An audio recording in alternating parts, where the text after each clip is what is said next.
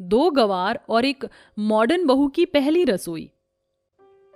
अरे बहन, तुझे मैं क्या ही बताऊं, बस ये समझ लो, लड़कियों का तो अकाल पड़ा है इस दुनिया में। क्यों बहन, तू ऐसा क्यों बोल रही है? अपने बेटों के लिए रिश्ता ढूंढ रही हूँ, लेकिन इतनी सारी लड़कियों को देख लिया, मुझे कोई भी लड़की अपने बेटे के लिए पसंद नहीं आई। देख बहन, मैं 2 लड़कियों को जानती हूँ, हमारे ही गांव से हैं। वो दोनों बहुत अच्छी सहेलियां हैं। उनके परिवार वाले उनकी एक ही ससुराल में शादी करना चाहते हैं और वो दोनों बहुत संस्कारी हैं। अगर तू कहे तो मैं बात को आगे बढ़ाती हूँ। अरे नेकी और पूछ पूछ, जल्दी ही रिश्ते की बात को बढ़ाओ। संगीता की बात मानकर ललिता उसके बेटों के रिश्ते की बात आगे चलाती है, जिसके चलते संगीता अपने दोनों बेटों की शादी करने के लिए अपने बड़े बेटे को सबसे पहले शहर से बुलाती है। अरविंद बेटा, तेरे दोनों भाइयों के लिए मैंने लड़कियां ढूंढ ली हैं। बस अब तू जल्दी से घर लौटा, तेरे आते ही तेरे दोनों भाई बहुत खुश हो जाएंगे। हाँ माँ, बस यहाँ शहर में थोड़ा जरूरी काम है, उसको खत्म करके मैं शादी से पहले आ जाऊंगा। अरविंद इतना कहकर फोन रख देता है। इधर संगीता अपने दोनों बेटों की शादी की तैयारियों में लग जाती है। देखो, घर को अच्छे से सजाना और खाने में कोई कमी नहीं होनी चाहिए। सभी मेहमानों को स्वादिष्ट और गर्मा गर्म खाना परोसना। ये मेरे घर की पहली शादी है। वैसे तो बड़े बेटे की होनी चाहिए थी पहली शादी, लेकिन मेरा बड़ा बेटा पहले अपने दोनों भाइयों की शादी धूमधाम से करना चाहता है। इन दोनों की शादी के बाद अपने बड़े बेटे के लिए लड़की ढूंढूंगी। संगीता ने अपने बड़े बेटे के लिए भी बहुत सारे सपने देखे होते हैं, जिसके चलते वह खुशी खुशी अपने दोनों बेटों की शादी की अरेंजमेंट बहुत अच्छे से करती है। लेकिन शादी से एक दिन पहले संगीता को एक बहुत बड़ा झटका मिलता है। ओहो, इन शादी की तैयारियों में मुझे तो बहुत ही ज्यादा थकावट हो जाती है। अब थोड़ी देर आराम कर लेती हूँ, कल मुझे मेरे बेटों की बारात लेकर जानी है।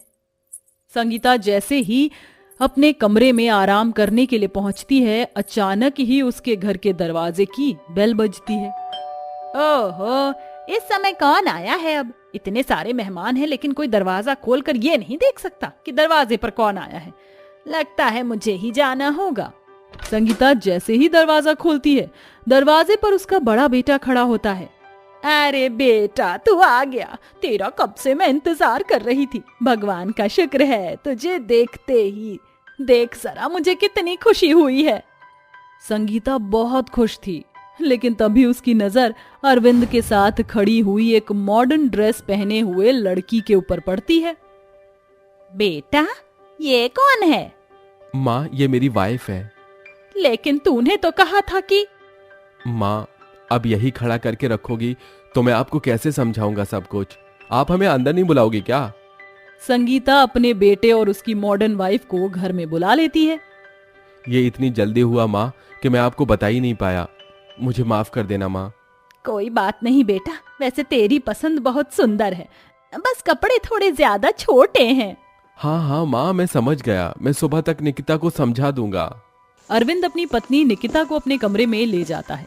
अगले दिन सभी लोग बारात को ले जाने के लिए रेडी होते हैं, लेकिन निकिता अरविंद के साथ देर तक सो रही होती है। तभी संगीता दरवाजा बजाते हुए कहती है, अरविंद बेटा, अभी तक तुम उठे नहीं? अरे बहू, जल्दी से नीचे आ जाओ, सभी मेहमान तुम्हारा इंतजार कर रहे हैं। संगीता की आवाज से उन दोनों की नींद खुल जाती है, जिसके बाद निकिता अपने पति से कहती है, व्हाट द हेल यार, तुम्हारी माँ को दिक्कत क्या है हम दोनों से? आज मेरे दोनों भाई की शादी है। उनकी होने वाली पत्नियों को आज इस घर में लेकर आना है। चलो डार्लिंग, जल्दी से तैयार हो जाओ। अरविंद के कहने पर निकिता रेडी होने लगती है, लेकिन वो एक हॉट ड्रेस पहन लेती है, जिसे देखकर गांव के सभी लोग उस पर हंस रहे होते हैं। वहीं अरविंद अपनी माँ के साथ मिलकर अपने दोनों भाइयों की शादी करके अपने घर उनकी पत्नियों को ले आता है, जहाँ संगीता उनका स्वागत करती है। आओ बहू, अंदर आओ, इस घर को अपना ही घर समझो। क्या बात है, हे हमरा ये ससुराल तो बहुत अच्छा है। अरे वाह भाई वाह, कमाल हुई गवा। बहुते सही बोल रही हो झुमरी, लेकिन हमका तो बहुत डर लागत है, कहीं इतना बड़ा घर हमरे ऊपर गिर गया तो हमरा तो कचुम्बर ही बन जाएगा। काहे बौखला रही हो चंदा? आओ, तुम हमार छाती से चिपक जाओ फेविकोल की तरह, तुमको कछु नहीं होगा, ये हमरा तुमसे वादा है। संगीता की बहुओं की देहाती लैंग्वेज सुनकर उसके सभी मेहमान हंसने लगते हैं, यहाँ तक कि निकिता भी। वाह जी वाह, क्या कार्टून लेकर आई है अरविंद तुम्हारी माँ। सभी मेहमान नई नवेली दुल्हन को छोड़कर निकिता से बात कर रहे होते हैं क्योंकि वो शहर की मॉडर्न लड़की होती है। इस प्रकार सभी को वो बहुत पसंद आती है। तभी संगीता अपनी दोनों बहुओं को अपने अपने कमरे में भेज देती है। अगली सुबह, आज मेरी दोनों बहुओं की पहली रसोई की रस्म है। जाओ तुम दोनों जो तुम्हारा मन करे वो बनाओ। वैसे तुम्हारी बड़ी बहू की भी कोई रस्म नहीं हुई बहन, तो क्यों ना इसी बहाने तुम अपनी बड़ी बहू से भी कुछ बनवा ही लो। बात तो बिल्कुल सही है निकिता, जाओ तुम भी अपने हाथों से कुछ बना कर ले आओ। ओह गॉड, आपको क्या लगता है मैं कोई बावर्ची हूँ जो आप सभी के लिए खाना बनाऊंगी? मैं एक पढ़ी लिखी समझदार लड़की हूँ, इसलिए ऐसी बकवास चीजें मुझे सूट नहीं करने वाली। निकिता की बातें सुनकर सभी औरतें हैरान हो जाती हैं। वहीं निकिता ऐसा कहकर अपने कमरे में आराम करने चली जाती है। जिसके बाद संगीता की दोनों गवार बहू बहुत स्वादिष्ट खाना बनाकर लाती हैं। अरे संगीता, तेरी दोनों बहुओं ने तो बहुत स्वादिष्ट खाना बनाया है। हाँ, मॉडर्न बहू से तो काफी अच्छी है। सब लोग चंदा और झुमरी की तारीफ करते हैं, लेकिन फिर भी संगीता को अपनी बड़ी बहू से फिर भी लगाव होता है, जिसके चलते अब निकिता घर में ही किटी पार्टी करती रहती है। तेरा घर तो काफी अच्छा है, यहाँ कोई डिस्टर्ब नहीं करता। सही किया रिया, वरना तो हमारी सास और नंद हमें सारा दिन उल्टा सीधा सुनाती ही रहती है। क्या बात कर रही हो? मुझसे मेरी सास और मेरी दोनों गवार देवरानियां कुछ कहकर दिखाएं, मैंने उनको नचनिया ना बना दूं तो मेरा नाम बदल देना। निकिता की बात सुनकर वो तीनों जोर से हंसने लगती हैं। तभी वहां पर संगीता आती है। ओहो, ये क्या चल रहा है निकिता, तुम ताश खेल रही हो? छी छी छी छी। आ गई एक और गवार। जाओ, चली जाओ यहाँ से, तुम्हारा यहाँ कोई काम नहीं है सासू माँ। संगीता को अपनी बहू की कही बात बहुत बुरी लगती है। वहीं दूसरी तरफ संगीता की दोनों गवार बहुएं ये सुन लेती हैं। इसकी भैंस की आंख, हमारी माँ जी को कोई कैसे कछु बोल सकत है? इन अमीरों की बच्चियों को तो हमका सबक सिखाना ही होगा। चलो चंदा, हमारे साथ चलो। दोनों की दोनों निकिता और उसकी मॉडर्न सहेलियां वहां ताश के पत्ते खेल रही होती हैं। लेकिन तभी वहां पर चंदा और झुमरी आती हैं और उन दोनों से कहती हैं, बड़े बाप की छोटी सोच रखने वाली मॉडर्न बेटियों, इस घर का अगर प्री फोकट का ठूस लिया हो तो यहाँ से चलती बनो। ओ एक गवार, तेरी हिम्मत कैसे हुई मेरी दोस्तों से ऐसे बात करने की? तभी चंदा निकिता का हाथ पकड़ लेती है और कहती है, जित तोहार उंगली बात बात पर जो खड़ी हो जावत है, ओ जिठानी जी, आज तो तुम्हारी इन सब उंगलियों को ही काट या मरोड़ देती हूँ। उन तीनों का ये रूप देखकर रिया और सेजल दोनों अपने बैग उठाकर वहां से भाग जाती हैं। जिसके बाद निकिता कहती है, छोड़ दो मुझे ब्लडी हेल, तुम्हें मैं छोड़ूंगी नहीं। तभी संगीता अपनी मॉडर्न बहू को एक जोरदार तमाचा मारती है। बस बहुत हुआ, तुम जैसी मॉडर्न बहू होने से अच्छा तो मेरी गवार बहू है, जिन्हें बड़ों की इज्जत करनी आती है। देर से ही सही, लेकिन समय पर यह समझ आ गया कि मेरी कौन सी बहू ज्यादा अच्छी और सही है। संगीता अपनी दोनों गवार बहुओं के साथ वहां से चली जाती है। जिसके बाद निकिता को अपनी गलती का पछतावा होता है और वो अगले दिन पहली बार अपने हाथों का खाना बनाकर सबको खाने के लिए बुलाती है और सभी से माफी मांगती है। माफ कर दीजिए मुझे, मैंने सबके साथ बहुत बुरा व्यवहार किया, मुझे ऐसा नहीं करना चाहिए था। सभी उसको माफ कर देते हैं। जिसके बाद संगीता की बहू निकिता उनके घर के तौर तरीकों की तरह रहने लगती है। अब वह सभी एक साथ खुशी खुशी रहने लगते हैं। दो शहर की नंद और दो गांव की भाभी। ले लो पुदीना, ले लो पुदीना, ले लो पुदीना, पुदीना पुदीना। आहा! चंदू को इस तरह से गाना गाता हुआ देखकर उसकी माँ झुमरी गुस्से में कहती है, चंदो, तुझको गाना गाने के सिवा कछु आता है कि नहीं? जब देखो भोजपुरी माँ घुसी रहती है। अपनी अम्मा की एक ठो बात ना अपनी खोपड़िया में घुसा लो। तुम दोनों बहनें, आज तुम्हें देखने वाले लड़के वाले आने को हैं, तो लड़के वालों के सामने अपनी लुल्लपंती शुरू मत करना।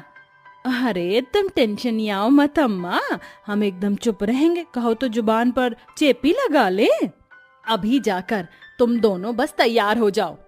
थोड़ी देर में गायत्री अपनी दोनों बेटों सुमित और रोहित उनके साथ उनके घर आती है। गुंजा और चंदो गांव की मिट्टी में पली बड़ी खुश मिजाज लड़कियां हैं। दोनों बहनें गोरी और सुंदर हैं, मगर चंदो की चोटी खड़ी है। क्या गायत्री को चंदो और गुंजा अपने बेटों के लिए पसंद आएंगी? घर आने पर हरि प्रसाद गायत्री और उनके बेटों का स्वागत करता है। आइए गायत्री जी, हमारे छोटे से घर में आपका स्वागत है। भाई साहब, मेरे पति तो नहीं रहे, मगर मैं उनका दिया हुआ वादा पूरा करने आई हूँ। अरे सुनती हो, चांदू और गुंजा को ले आओ। जैसे ही रोहित चंदू की खड़ी चोटी देखता है तो अपने भाई सुमित से कहता है, यार सुमित भैया, आपकी तो फुल टू पटाखा है, मगर मेरी वाली की चोटी तो माउंटेन एवरेस्ट की तरह खड़ी है। प्रणाम होने वाली अम्मा जी, ये लीजिए चाय। अरे आप दोनों काहे भूखे प्राणी की तरह टुकुर टुकुर ताकत हैं? ये लीजिए गर्मा गर्म चाय और कचौड़ी खाइए। यार भैया, जो भी हो, इसकी भोजपुरी तो हमरे दिलवा में घर कर गई। हमको तो ये अब देसी लुगाई चाहिए। क्या बात है छोटे। इसी के साथ गायत्री रिश्ता पक्का कर देती है। शादी करके गुंजा और चंदो को बहू बनाकर शहर ले आती है। मगर क्या गांव की देसी बहुओं को दिल्ली शहर खुशियां देगा? डोरबेल बजाने पर मॉडर्न तान्या और दिशु दरवाजा खोलती हैं। हे मम्मी, भाई, व्हाट अ प्रेजेंट सरप्राइज। अरे माँ जी, कौन है ये बेशरम? अरे जरा देखिए तो कैसे फटे चिट्टे कपड़े पहने हैं। इका कपड़ा में से मच्छर तो मच्छर, चूहा भी आहिस पाइस खेल लेगा। तभी सुमित धीरे से गुंजा के कान में कहता है, गुंजा, ये दोनों तुम्हारी ननद है और हमारी बहन। लागत है ये शर्म लिहाज बेचकर इमली खा गई हैं। Just shut up you bloody बहन जी। अरे बहन जी नहीं ननद जी, हम हैं तुम्हारी भाभी फ्रॉम छपरा। ये सुनकर दिशु और तान्या गुस्से में भड़क जाती हैं। अच्छा, तो अब समझ में आया, हमें ये जरूरी काम करने आप हमारे भाई को गांव लेकर गई थी मम्मी। घर आई अपने गांव की भाभियों को देखकर दोनों शहरी ननद चिढ़कर कमरे में चली जाती हैं। ससुराल के पहले दिन चंदो और गुंजा खाना बनाकर टेबल पर परोसती हैं। गायत्री अपने दोनों बेटों के साथ खाने की मेज पर आकर बैठ जाती हैं।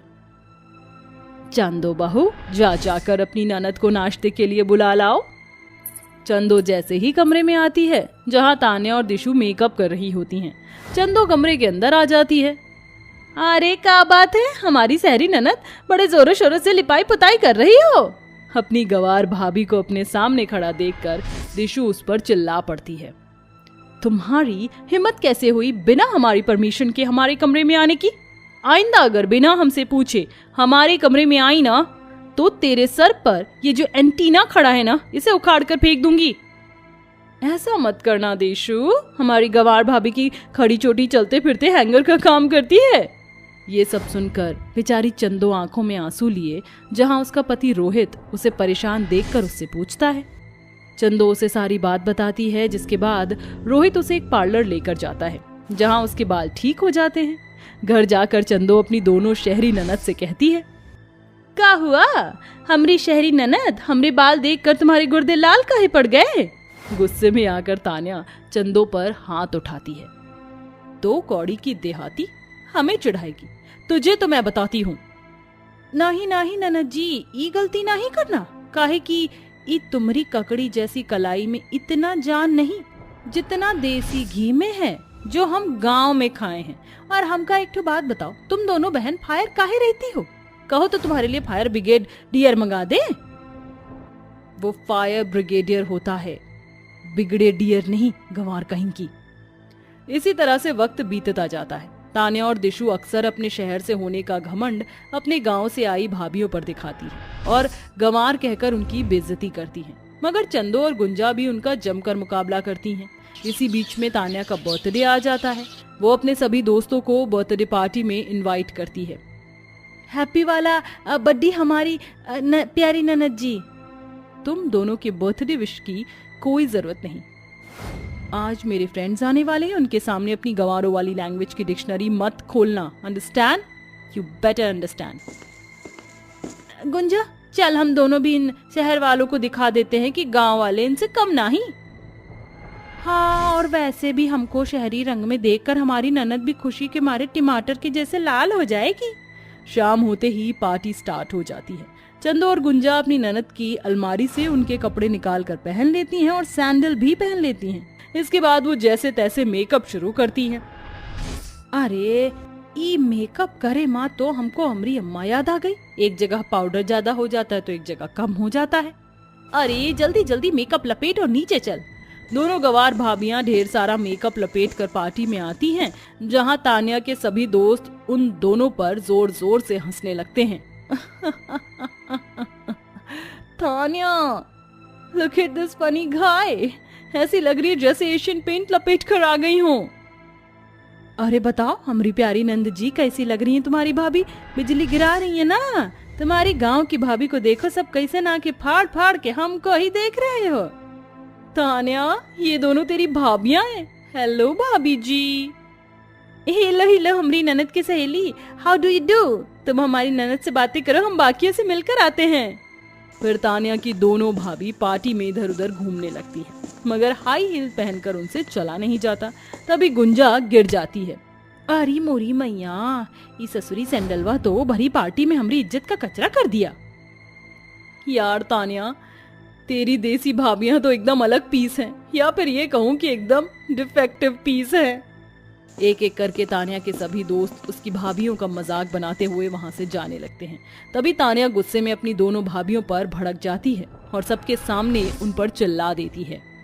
मैंने तुम दोनों को सुबह ही कहा था ना कि मेरे दोस्तों के सामने अपनी जुबान मत चलाना, मगर तुम दोनों ने अपनी गवारपंथी दिखाने में कोई कमी नहीं छोड़ी। मेरे सभी दोस्तों के सामने मेरी इंसल्ट करवा दी। किससे पूछकर तुम दोनों ने मेरी ड्रेस को हाथ लगाया और मेरा मेकअप लगाया? अरे इससे अच्छा तो यही होता कि तुम 6 मीटर की साड़ी लपेट कर आ जाते, और ये सब करके क्या तुम दोनों गवार मेरी और मेरी बहन की तरह शहरी बन जाओगी? देसी देहाती कहीं की, कपड़े बदल लेने से लैंग्वेज नहीं बदल जाती। ये सब सुनकर चंदो और गुंजा की आंखों में आंसू भर आते हैं और वो बहुत रोती हैं।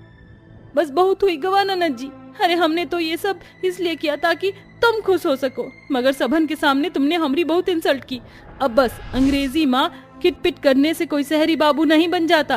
हमारी भाषा देसी जरूर है, मगर दिल एकदम साफ है। इमा नफरत नहीं है, न मैल।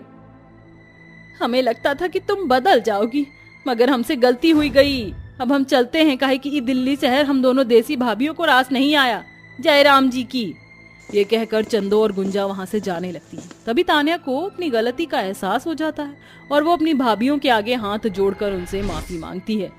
भाभी, मुझे माफ कर दो प्लीज, मत जाओ। मुझे एहसास हो गया है कि रिश्ते दिल से निभाए जाते हैं।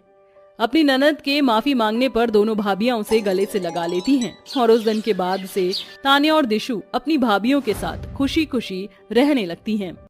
दयालाल जंगलों से लकड़ियां काटकर अपने टूटे फूटे घर के पास लाकर रख देता है और घर में जाकर अपनी पत्नी से कहता है, सुष्मिता, मैं जंगलों से लकड़ियां काट कर ले आया हूँ, जल्दी से खाने के लिए कुछ बना लो, बहुत जोरों से भूख लगी है। घर में तो अन्न का एक दाना तक नहीं है, खाने के लिए मैं क्या बनाऊं? हे भगवान, हे प्रभु परमेश्वर, हमारे ऊपर ये परेशानियां और कब तक चलती रहेगी? मुझे तो समझ ही नहीं आता। काश कि मेरे 5 बेटों का काम जल्द से जल्द लग जाए। दयालाल और उसकी पत्नी सुष्मिता दोनों ही शाम तक भूखे प्यासे ऐसे ही घर में रहते हैं। जैसे ही शाम हो जाती है, उनके 5 बेटे पूरे दिन यहाँ वहाँ मजदूरी करके वापस घर लौटते हैं। अच्छा हुआ बेटा जो तुम आ गए, हम दोनों तुम्हारा ही इंतजार कर रहे थे। घर में खाने का एक दाना तक नहीं है, क्या तुम सब्जियां लेकर आए हो? ये थोड़ा सा राशन और थोड़ी सी सब्जी लेकर आया तो हूँ। पवन अपनी माँ को सब्जी और राशन का थोड़ा सा सामान दे देता है, जिसके बाद उसकी माँ खाना बनाने चली जाती है। दयालाल और उसके बेटे बहुत ज्यादा भूखे होते हैं। कुछ ही देर में खाना बन जाता है, जिसके बाद सुष्मिता सभी को खाना परोस देती है। रात के समय दयालाल सोते समय अपनी पत्नी सुष्मिता से कहता है, हम लोग इतने गरीब हैं, हमारे पास एक फूटी कौड़ी नहीं है, और तुम तो जानती हो हमारे 5 बेटे हैं। उन 5 बेटों की शादी कैसे होगी? कैसे करेंगे हम उनकी शादी? अजी मैं तो बस अभी इतना ही कह सकती हूँ कि भगवान पर भरोसा रखो, एक ना एक दिन सब कुछ ठीक हो जाएगा, वो सब कुछ ठीक कर देंगे।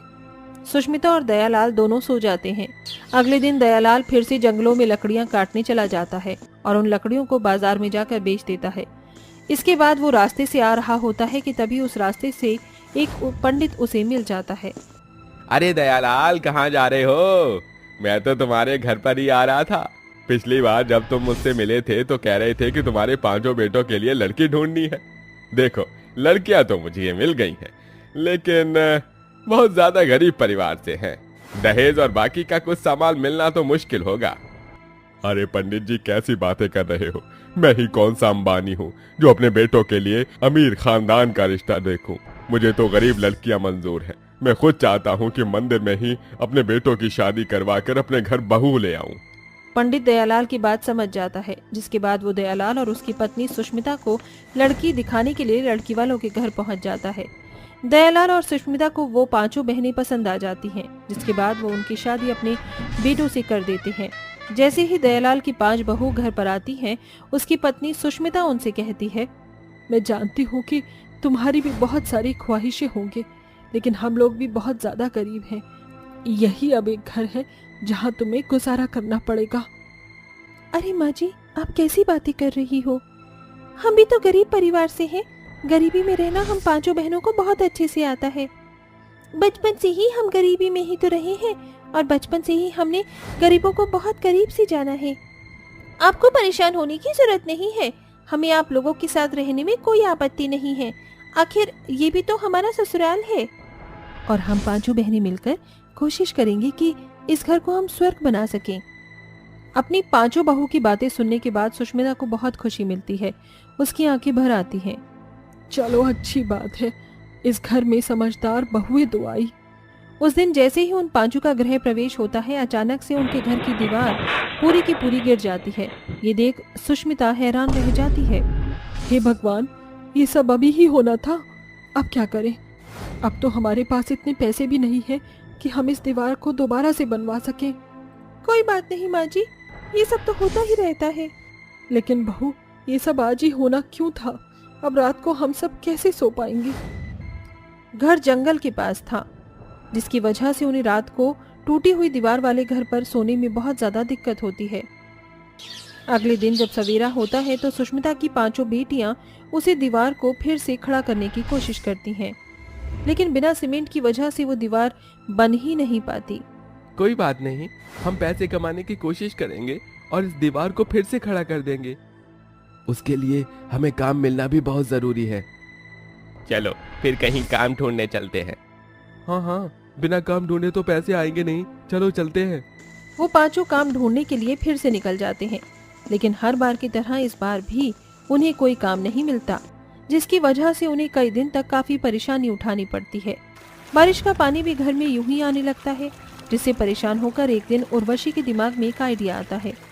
सुनो, तुम चारों को याद है जब हम छोटी थी तो घास का घर बनाकर खेला करते थे और वो घर कितना ठंडा हुआ करता था, उसमें पानी भी नहीं आता था। लेकिन तुम ये सब हमें अभी क्यों बता रही हो?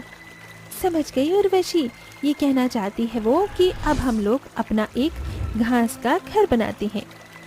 घास के घर के काफी फायदे होते हैं। उसके अंदर पानी टपकेगा नहीं और ठंडा रहेगा, गर्मी नहीं लगेगी, और फिर उसमें हमें एक पत्थर की जरूरत नहीं है, बस कुछ लकड़ियां और घास चाहिए होंगी। जंगल में सामान से हम अपना घास का घर आराम से बना सकते हैं। वो 5 घास के घर के बारे में अपनी सास ससुर को बताती हैं और अपने पतियों को भी।